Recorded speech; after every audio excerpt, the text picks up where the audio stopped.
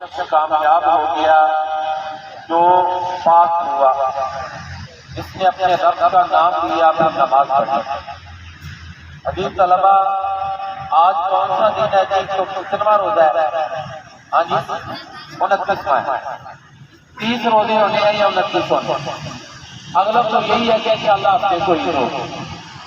اب ماہ رمضان ختم ہونے کو ہے اور عید آنے کو ہے، ٹھیک ہے نا؟ ایسے ہی عید الفطر آنے کو ہے، تو اس میں دو تین چیزیں آپ ذہن میں رکھیں۔ ایک تو یہ ہے کہ یہ نہ اور اس طرح بعض لوگ بڑے تنگ پڑ جاتے ہیں عید ہوتی ہی نہیں پئی، یہ نہیں کہ جی یہ پابندی ہے ہم ذاتی بالکل اختیار کریں گے آ جائے عید، یہ نہیں ہونا چاہیے۔ اور دوسری چیز، عام دنوں میں کتنی نمازیں ہم پڑھتے ہیں؟ 5، اور عید والے دن عید کی نماز ایک اضافی ہو جاتی ہے، 6 نمازیں پڑھتے ہیں، ایسے ہی ہے نا؟ عام دنوں میں کتنی نمازیں پڑھتے ہیں؟ 5 فرض ہے، اور عید والے دن 6 نماز سنت ہے، وہ بھی سبھی پڑھتے ہیں۔ بلکہ ہمارے ہاں تو پریکٹس یہ ہے 5 اگلی دوسری پڑھے نہ پڑھے کئی سال بعد کے نمازی ہوتے ہیں۔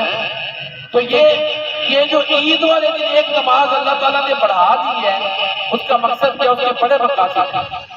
ایک مقصد یہ ہے کہ مسلمان خوشی میں اللہ کی کبریائی زیادہ بیان کرے، خوشی میں اللہ کا تعالیٰ کو نہیں بھولنا۔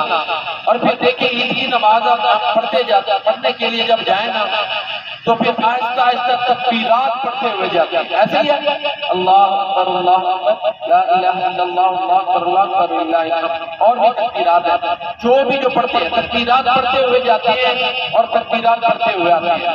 اس کا مطلب ہے کہ ہم نے اللہ تعالیٰ کی بڑائی کو، عظمت کو، کبریائی کو، اس کی سامرانڈی کو پوری طرح مان لیا۔ تو یہ ذہن میں رکھیں، یہ نہیں خوشی میں آپ کے بال بھی کرتے ہیں کہ نہیں بچے آسان ہوتے ہیں اس سے، بیٹا یہ غلط بات ہے۔ خوشی ہمارے یہاں یہ جو تصور ہے نا کہ خوشی اس وقت تک ہوتی نہیں جب تک ہم ساری حدوں کو پھاگ نہ لیں۔ یہ تصور بدلنا چاہیے، یہ اسلام کا تصور نہیں۔